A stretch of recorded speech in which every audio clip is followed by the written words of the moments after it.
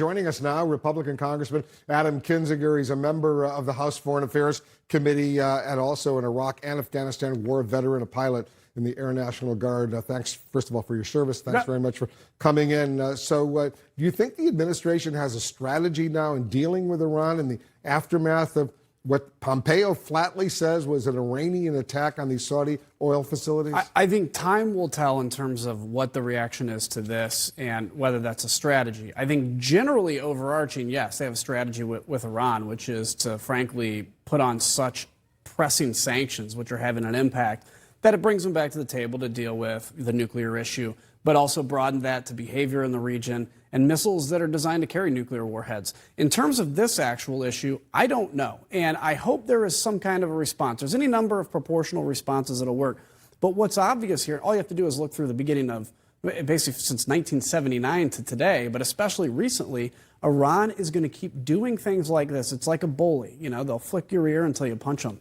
And that's where we're at right now. But Pompeo flatly says this was an act of war committed against Saudi Arabia by Iran. Don't you think the Saudis, they have a huge military. They've spent hundreds of billions of dollars building up their air force and ground force and their capability. Shouldn't they be taking the lead in responding militarily if there is going to be a military response? Now, and that's where the tough question comes in, because let's think about this. A U.S. strike on whether it's an Iranian oil facility or the weapons used to actually carry out this attack, a proportional response, or what I actually think should happen too is Iranian assets in Syria, because it's kind of same at that point.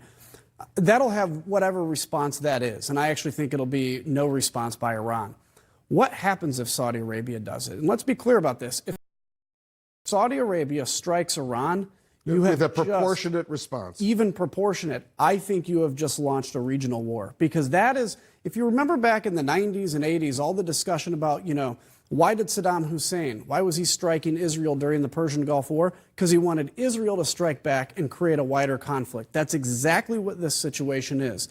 A Saudi direct response against Iran will have way more implications for national security than a U.S. response. So what should the U.S. response be? So I think you have one of three options, honestly. I think we should have responded to the drone attack. This was the size of an airline. This was a U.S. sophisticated drone. Yeah. It sounds like a toy or something. This is an equipment that costs about more than $100 million. Yeah, it's like losing 10 F-16s in terms of that impact. And so I think Iran, frankly, saw that as weakness, the walking back to it. So they do this. So I think you have three options. You either strike an Iranian oil facility proportionally. The U.S. should do this, you say? I think so, yeah. And you do that, or you can hit some military assets that actually carried out this attack. Or what I think actually makes the most sense is IRGC assets in Syria. The Republican Guard. The Republican Guard. They have a lot of troops in Syria. Syria, as you know, is a terrible situation. Iran has blood on their hands. And Israel strikes Iran and Syria almost weekly, and obviously Iran doesn't respond to that. I think that may be the most appropriate, but something has to happen. Well, you think the U.S. made a mistake when it didn't respond to the drone attack? I do, yeah. And I think if you remember Northern and Southern Watch in Iraq, we had a rule. If you use an anti-radar system or whatever you use, you'll lose. It's use it or lose it.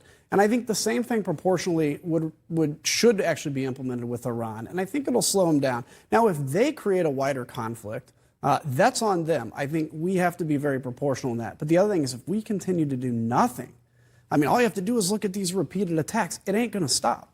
Let me get your thoughts on the new national security advisor the president named today, Robert O'Brien. I don't know if you've met him. I don't know if you know him. But what do you think? So I don't know a lot about him. I hope it's fine if he keeps a very low profile. I hope he gives honest, assessed advice to the president of the United States. The president doesn't need somebody around him that's just going to simply reflect what the president believes. He needs basically a team of rivals that are going to give him all kinds of input from all over. I hope that's the kind of person he is. I don't know enough about him, though. Congressman Kinzinger, thanks as usual for coming in. Yeah, you bet.